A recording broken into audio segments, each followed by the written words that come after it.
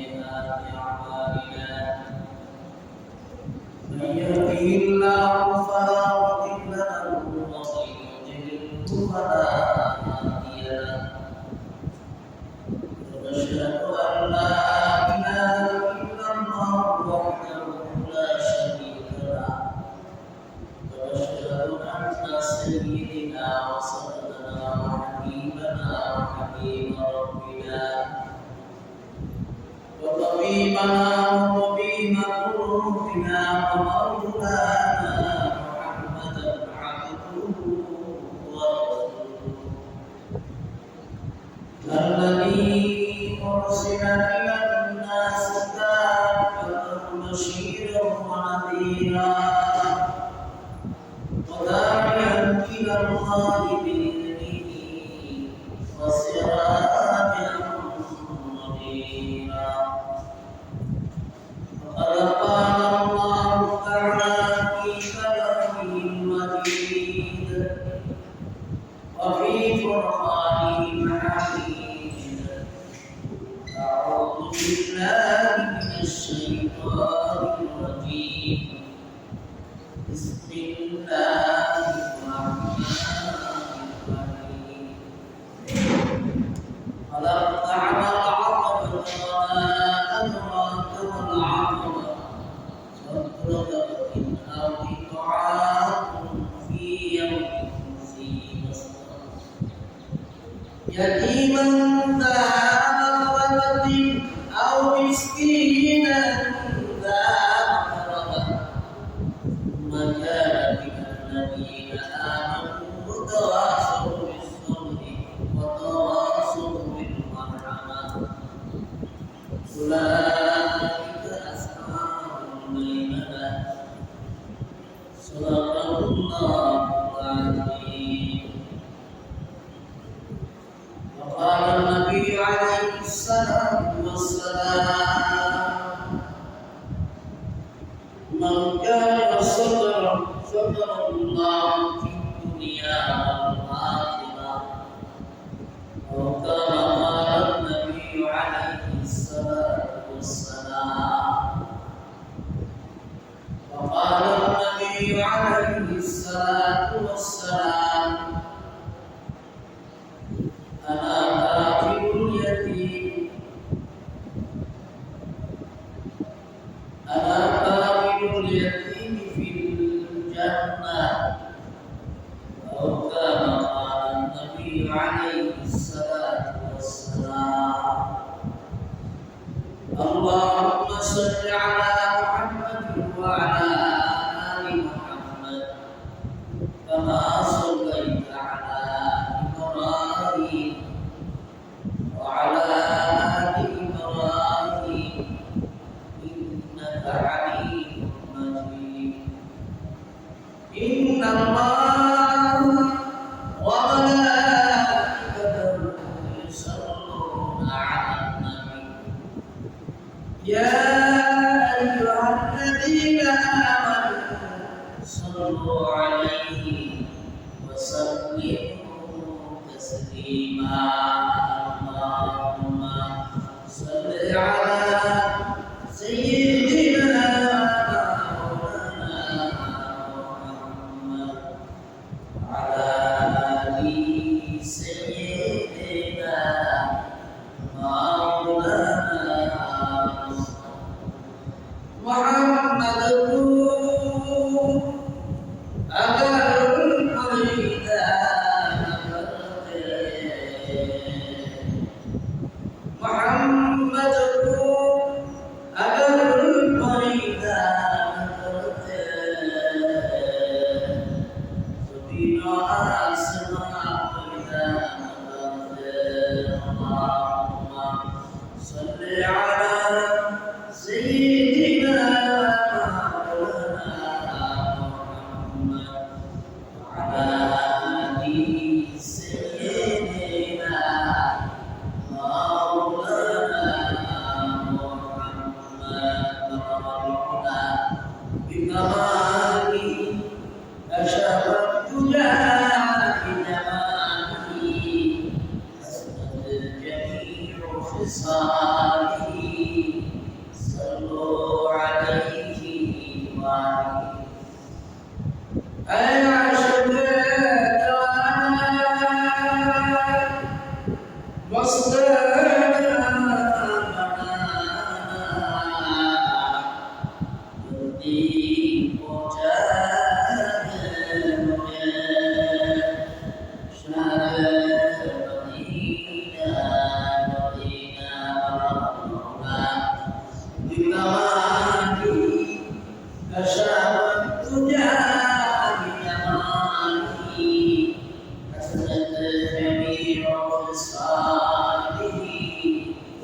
الله عليه وآله اللهم صل وسلم وبارك عليه الحمد لله মনোল্লাহ দরবার শুরু তিনি আমাদেরকে হজের জন্য দ্বিতীয় জুমা মসজিদে আসার বসার নামাজ পড়ার সুবিধা করেছেন এই জন্য শুরু করে আলহামদুলিল্লাহ আলহামদুলিল্লাহ আরো শুরু করে আলহামদুলিল্লাহ হজের মাস চলতেছে হজের আমল চলতেছে আরাফাত দিন অতিবাহিত হয়েছে বিনা মুজদালাফা আগে সবাই মুজদালাফা অবস্থান করে বিনা অবস্থান করে কবর নিয়ে শাহাদাত মারতেছে এই আনুষ্ঠানিকতাটা আপনার কাছে পছন্দ যার কারণে কিয়ামত পর্যন্ত হজের আনুষ্ঠানিক যারা করে যাদের ফরজ ফরজ তাদেরকে আল্লাহ বিনা হিসেবে জান্নাত এখন এই জন্য এই মাসটা গুরুত্বপূর্ণ হাজিদেরকে উসিলা করে আল্লাহর দরকে কেন্দ্র করে আল্লাহ কোরআন গোটা পৃথিবীর মানুষ যে যেখানে আছে যখন আল্লাহর কাছে ক্ষমা চাবে আল্লাহ পাক এই মাসের ফাজাইল সম্পর্কে বলা আছে যে এই মাসে মর্যাদা থাকিলেও সমস্ত গুনাহ প্রতি মহাপ্রতিকে মাফ করে চাইতে হবে গুনাহ মাফ চাইতে হবে আল্লাহ আমরা কুরবানি দিলাম ভালো কথা গরুর পাশাপাশি নিজের অন্তরের মন শুদ্ধ কুরবানি দিছি কি সেই সম্পর্কে আল্লাহ কোরআনে কারীমের মধ্যে বিভিন্ন আয়াতের মধ্যে উল্লেখ করেছেন মানুষের অন্তরের মধ্যে ভালো যেরকম জায়গা পায় মন্দ কাজও জায়গা ঠিক কিনা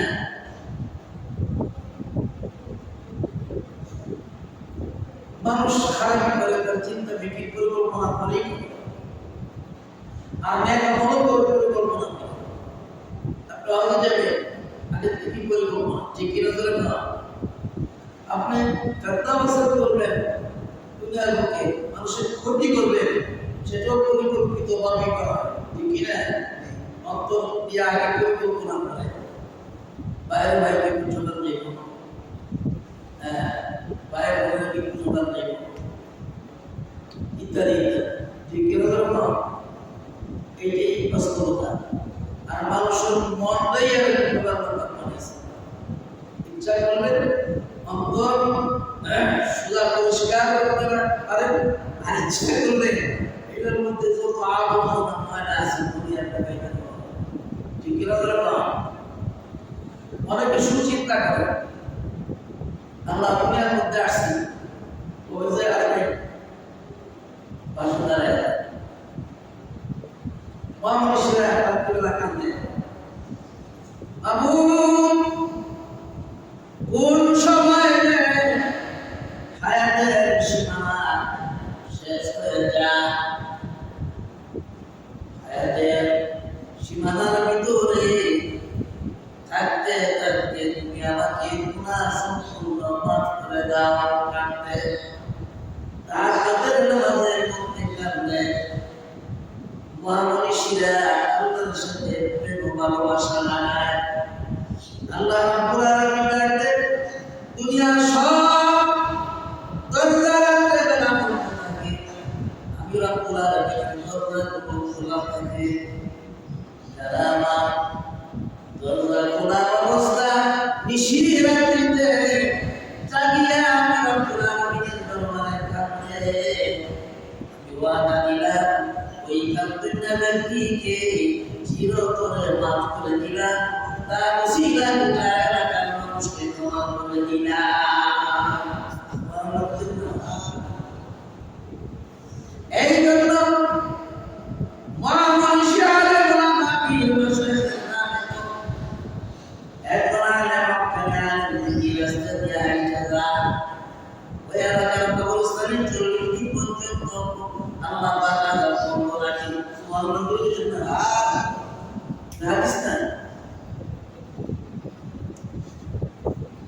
আর কোন ওলিয়া আউলিয়া জায়গার মধ্যে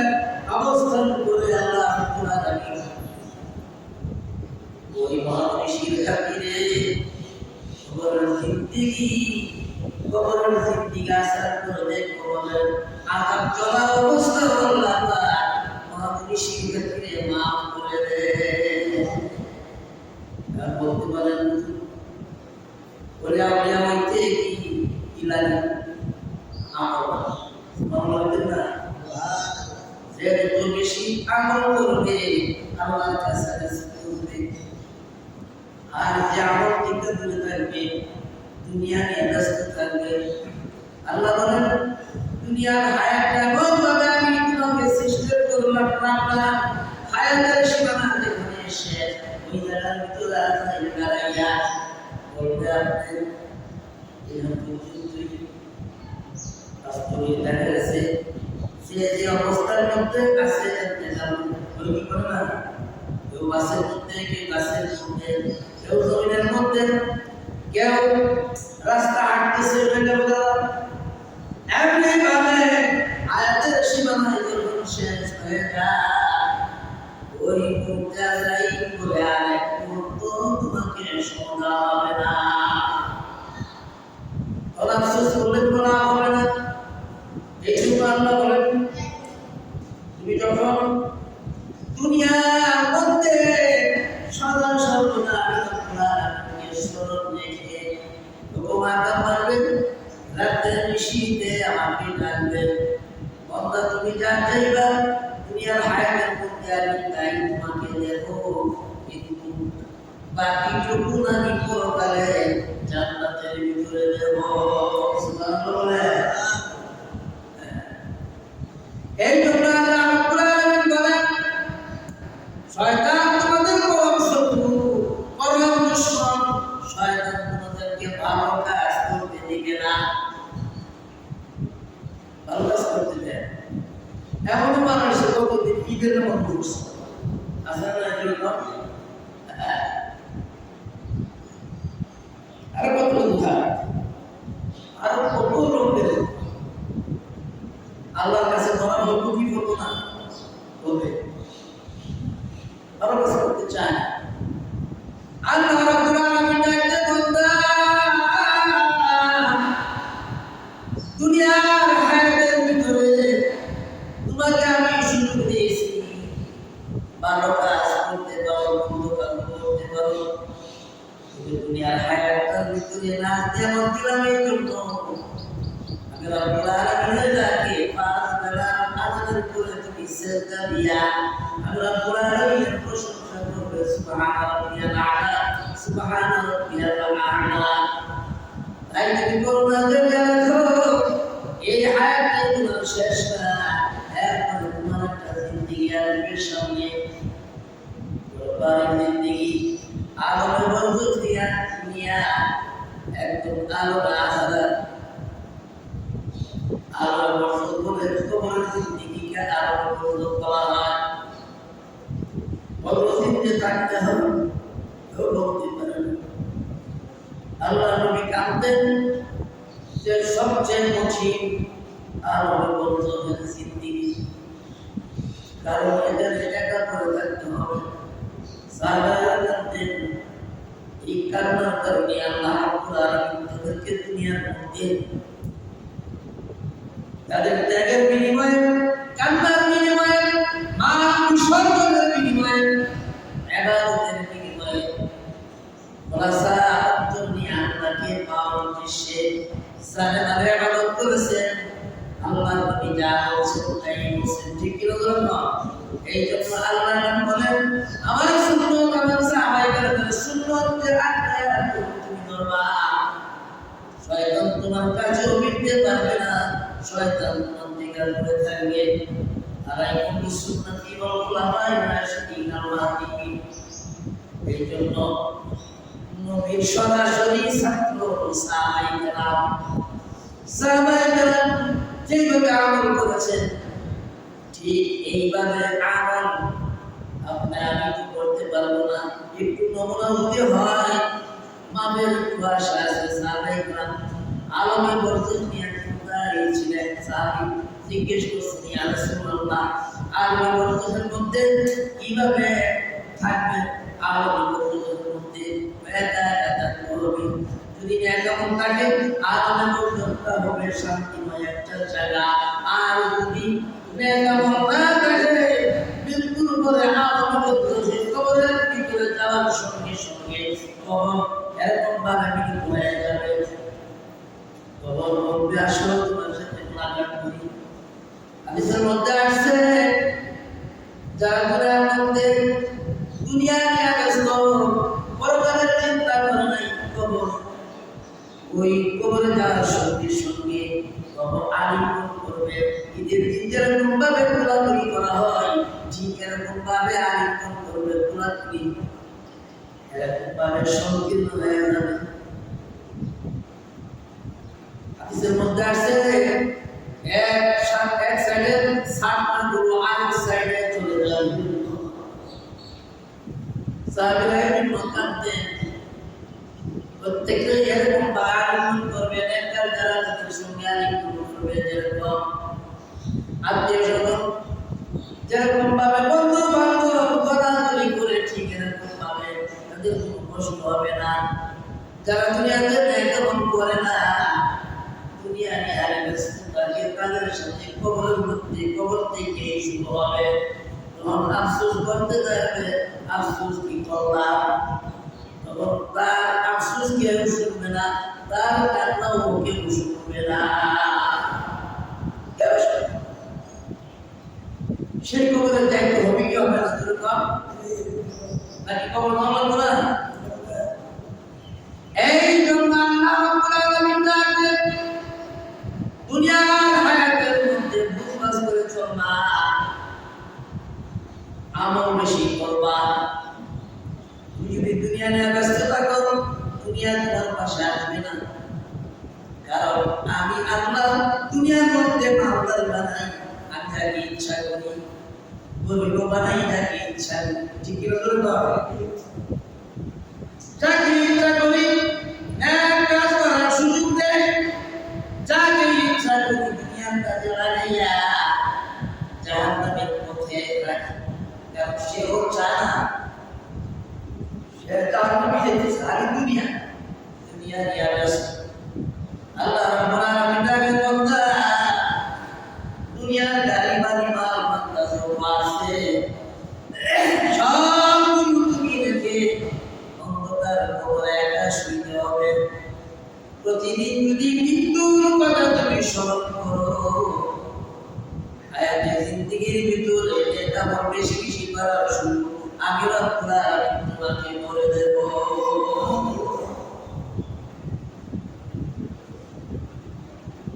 তাই দুনিয়া করোনা হতো। আল্লাহ নবী বলেন, যে ব্যক্তি দুনিয়াকে তুচ্ছ মনে করে না, পরকালকে প্রাধান্য দেয়, নেক আমল বেশি বেশি করার চেষ্টা করে, আল্লাহ রাব্বুল আলামিন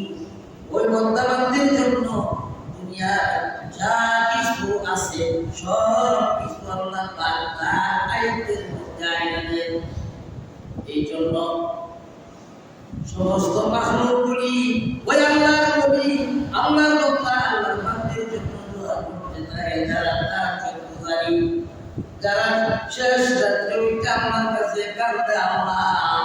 দুনিয়ার হায়াত তো শেষ, মানুষ ৬০-৬২-র ভিতরে চলে যায়, আমার তো ৫০ হয়ে গেছে, ৬০ হয়ে গেছে। এইভাবে যখন বিনা বিনা বাচ্চাদের মতো কাঁদবে, আল্লাহ রাব্বুল আলামিন ওই কাঁদবেন না মানুষটাকে জিন্দেগীর সমস্ত গুনাহকে মাফ করে দেয়। তার যা কিছু দরকার দুনিয়ার মধ্যে আল্লাহ পাক সুযোগ করে দেয়। এখন তার কোনো খাওয়া করার কোনো কষ্ট হয়, সুখে থাকলে আলহামদুলিল্লাহ, দুঃখে থাকলে আলহামদুলিল্লাহ। যখন মুখে উচ্চারণ করে আল্লাহ খুশি হয়ে যায়, আল্লাহ বলে বক্তারে দুনিয়ার হায়াতের ভিতরে সামান্য কিছু তুমি কষ্ট করলা, কিন্তু জানি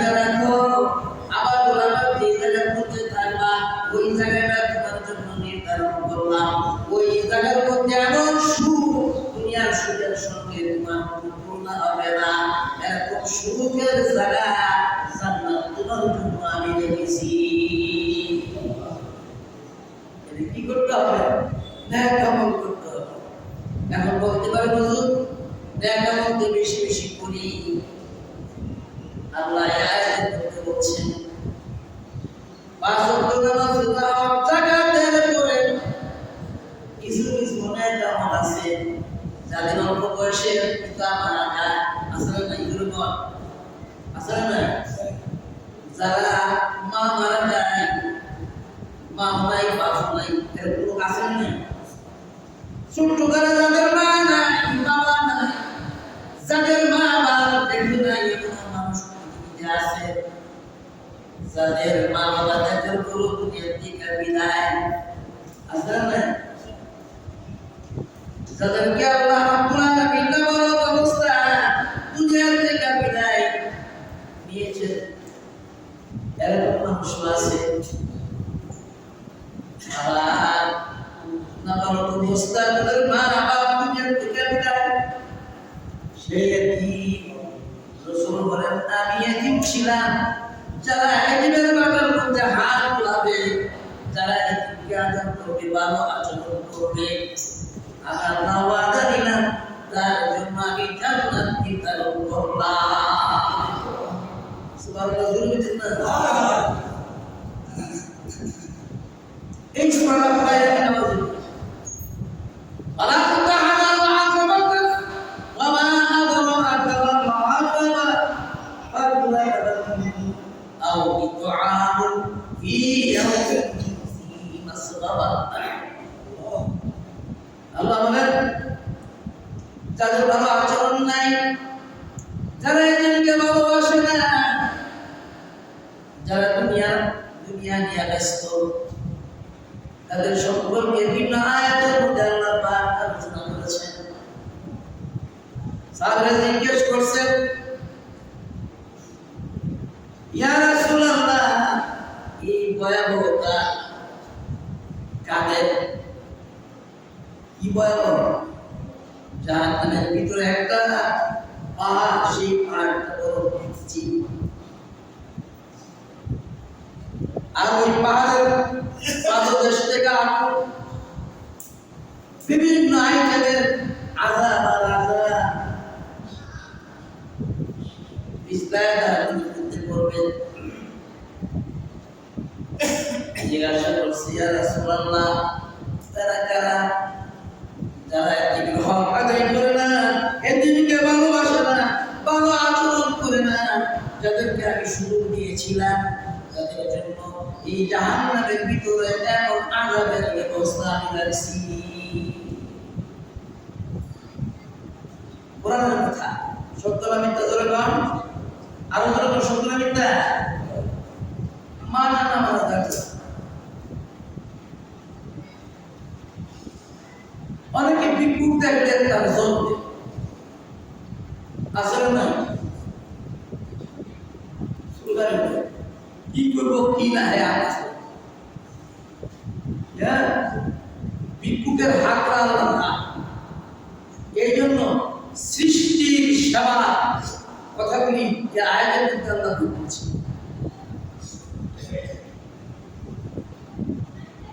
সৃষ্টি জীব জগৎ থেকে নিয়ে মানুষ পর্যন্ত আপনি যদি একভাবে সেবা করতে পারেন,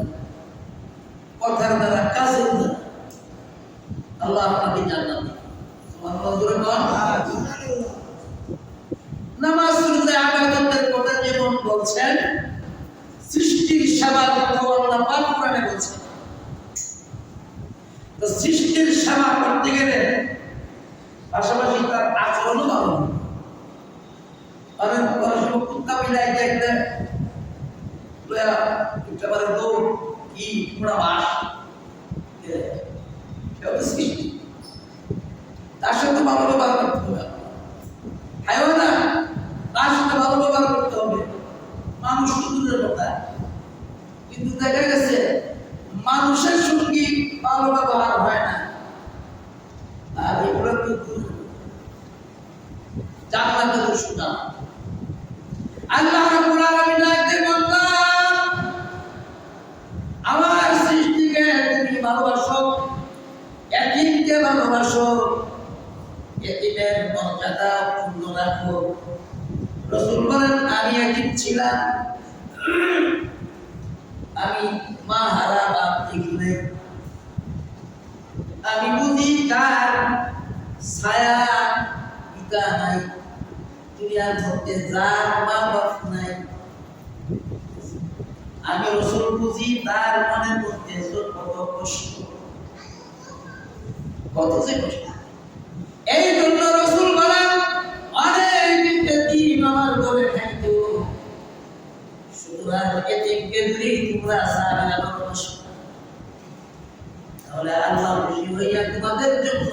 জান্নাতের নিয়ামতের ব্যবস্থা করেছে। সুবহানাল্লাহ।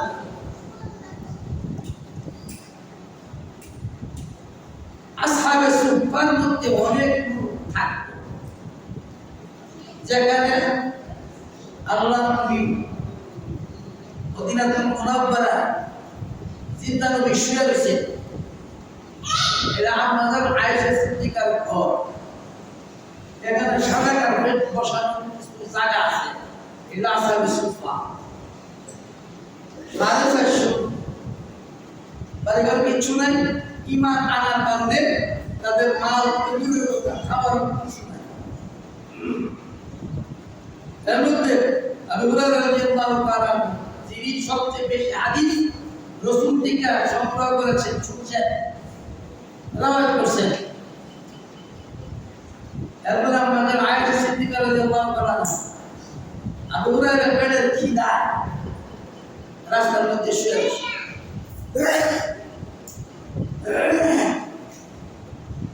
চাইতে পারে, এবং মানুষ আছে না যে কষ্ট করে কারোর কাছে কিছু চাইতে পারে। হযরত আবু হুরায়রার পাশ দিয়া আবু বকর চাইতেছে, সালাম দিছে, আসসালামু আলাইকুম, এইভাবে সাহাবীরা চাইতেছে। আল্লাহর নবী চাইতেছে সালাম। এখন বুঝতে পারছে আল্লাহর নবী যে খিদার যন্ত্রণা আবু হুরায়রা কি বুঝতে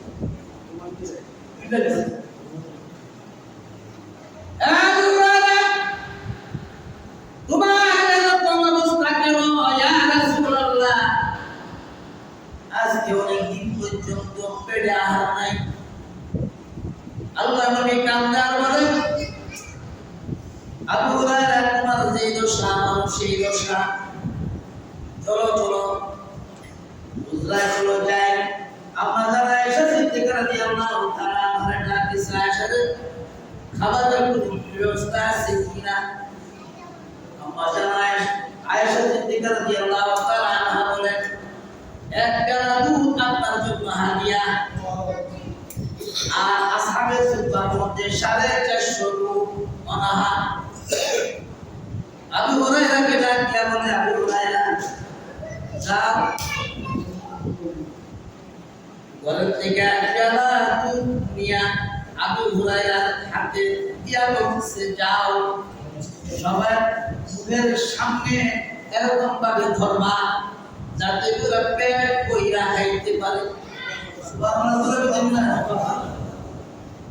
আবু হুরায়রা বলেন, আমি এতদিনের ক্ষুধার্ত, রাসূল আমাকে দিয়া আমাকে শাহিদারি করাই দিয়েছে, শাহিদার তো আগে খাওয়া না, পরে খাচ্ছে কিনা করে তো। এমন ক্ষুধার্ত সাহাবীরা 450 সাহাবী আসহাবে সুফার মধ্যে প্রথম যে বেড়ার কাছে যা বন্ধু এই বেড়া একটা বিঘা আবু হুরায়রা আমার ভাগ্যে আসবে আমার পেটের খিদাও এখন রাসূলের হুকুম। হযরত আবু হুরায়রা তাই বললেন, এক মাস দিয়া পেয়ালা তার মুখের মধ্যে ধরে দিলেন, পেট কইরা খান, আরো খান, আরো খান, আর পারছি। এরকম ভাবে একের পর এক 450 লোক সুন্দর করে খাইলেন, উদর করে ফুইরা খাইলেন। এরপরে আল্লাহর নবীর কাছে নিয়ে আসলেন, তার খাওয়ার অনুমতি নাই। আবু হুরায়রাকে ডাক দিয়া বলে, সবাই খায় সারছে, ইয়া রাসূলুল্লাহ এই দুধ কি করব এই তুমি এখন খাও মন ইচ্ছা মন আমি আগে বর্ণনা করে আমি আমার সমস্ত শক্তি দিয়া আমি দুধ খাওয়া শুরু করলাম খাইতে খাইতে খাইতে খাইতে পেট বল কইরা গলা পর্যন্ত খাইলাম এরপরে রাসূলকে বললাম আর আমি পারছি না আল্লাহর নবী বলেন আরো খাও পেট ভরা খাও ইয়া রাসূলুল্লাহ আমি আর পারছি না এসব সব নাকি এবার আল্লাহর নবী খাইলেন সুবহানাল্লাহ করে কও আল্লাহ নবী 450 সাহাবী খাওয়ার পরে আবু হুরায়রা খাইলেন আল্লাহর নবী পান করলেন পেট ভরা এরপরে যতটুকু দুধ পেয়ালার মধ্যে ছিল এতটুকু দুধ ওই পেয়ালার মধ্যে আছে আল্লাহ নবী ডাক্তার বলারা পাচ্ছিলা একজনে খেয়ে ফেলবে তুমি খাইবা কি তো এই পেয়ালার মধ্যে আল্লাহ পাক এমন বরকত দিয়েছে এটা পৃথিবীর মানুষ যদি একের পর এক খাইতো কিয়ামত পর্যন্ত খাইতে পারতো এই পেয়ালার দুধ কখনো ফুরাইতো না সুবহানাল্লাহ বলে দিতেন না নবী মুসা সেই নবী এতিম ছিলেন কি ছিলেন এতিম ছিলেন এই জন্য এতিমকে যারা ভালোবাসে এতিমকে যারা খাওয়ায় তারা আল্লাহর কাছে দাবি আল্লাহ পাক তাদের জন্য জান্নাতের নিয়ামতের ব্যবস্থা রাখছে সুতরাং এতিমরে দৌড়াইতে কি পারেনি অন্তরের মধ্যে শয়তান যখন বাসা বাঁধে তখন এতিমরে আর দেখতে না আসলে নাই করে কম আসলে নাই আছে এই জন্য শয়তান থেকে দূরে রাখতে হবে কিছু আছে মানুষ শয়তান কিছু আছে জিন শয়তান মানুষ রূপী কিছু শয়তান আছে নিজে যদিও ভালো কিন্তু বাইরে না বলবে আসলে নাই দূরে কম কমাবে করতাম তো সাইন তো বাড়িটা ঘরে যে আজরাই এটা তুইছি এটা দেখা বাড়ি এর ভালো সবাই যদি আপনার দ্বীনের উপরে থাকতো দ্বীনের কথা শুনতো আর কোরআন হাদিস অনুযায়ী চলার চেষ্টা করতো হায়াতের জিন্দেগি সুন্দর হইতো তার কোনো কষ্ট থাকতো না আর পরকাল আল্লাহ পাক নিয়ামতের ব্যবস্থা রাখছে তোমার ঘরের মধ্যে দিন শিক্ষা দাও না কেন এই যে অনুরোধ করবো ছেলেদেরকে দিন শিক্ষা দেয় ওদের ক্যাবলে দিতাম আমি উনি নয়টা গোলা বান্ডে ক্যাবলে পড়াশোনা একটা দিই আর পেছনে একটা দেয় উড়ে উড়ে পুরো শিক্ষণের পরে তিনজন মুরুদুরি আনো এরপর যদি দিন শিক্ষা দাও কেমনে আয় দিতে পারতো না 6 জন 7 জন অনুরোধ করবো ঘরের দিন শিক্ষা দেয় স্ত্রীকে দিন শিক্ষা দেয় তাইলে স্ত্রী 5 ওয়াক্ত নামাজ পড়বে ফজরের নামাজ পড়বে কইরা সন্তান তুইলা দিবে আর তোলার পরে সন্তানকে বলবে কোরআনে কারীম পড়ো আর কোরআনে কারীম পড়লে ওই অন্তরের মধ্যে শয়তান ওয়াসওয়াসা দিতে পারে না আপনি নিজেও পড়েন সন্তানকে পড়ান তাহলে দুনিয়ার মধ্যে আপনি মহাবংশী হইবে পরকালে আল্লাহ পাক আপনাকে জান্নাত দিবেন সুবহানাল্লাহ বলেন শয়তান যখন ওয়াসওয়াসা দেয় তখন কি একবার আরেকবারের বদল করে এক পিঠে আরেক পিঠে মহিলার মধ্যে বেশি আছে আসলে নাই জোরে কম আসলে নাই জোরে কম قال النبي عليه الصلاة والسلام من كان سترا ستر الله في الدنيا والآخرة أو كما قال النبي عليه الصلاة والسلام আল্লাহ নবী বলেন তুমি কারো গোপন কথা তুমি জানো তোমার ভিতরে রাখলা প্রকাশ করলা না তুমি গোপনে রাখলা তুমি মহিলা আরেক মহিলার কথা গোপনে রাখলা তুমি পুরুষ আরেক পুরুষের কথা গোপনে রাখলা আল্লাহ রাব্বুল আলামিন তোমার গোপন কথা দুনিয়ার মধ্যে সুন্দরভাবে গোপন রাখবে পরকালে তোমাকে তোমার কথাগুলি গোপন রাখবে তোমাকে জান্নাত দিবে এই জন্য রাসূল বলেন ওয়াসাবিরা আনা কাফিল যে ব্যক্তি এতিমের কাফালা করবে এতিমের খাবারের জোগাড় করবে কাপড় চোপড় দিবে এতিমকে ভালোবাসবে ভালো আচরণ করবে আনা কাফিলুন ফিল জান্নাত আর ওই মানুষটা জান্নাত পায় সরাসরি জান্নাত দিবে আল্লাহ পাক আমল করার তৌফিক দান করুন সকলে বলে আমিন।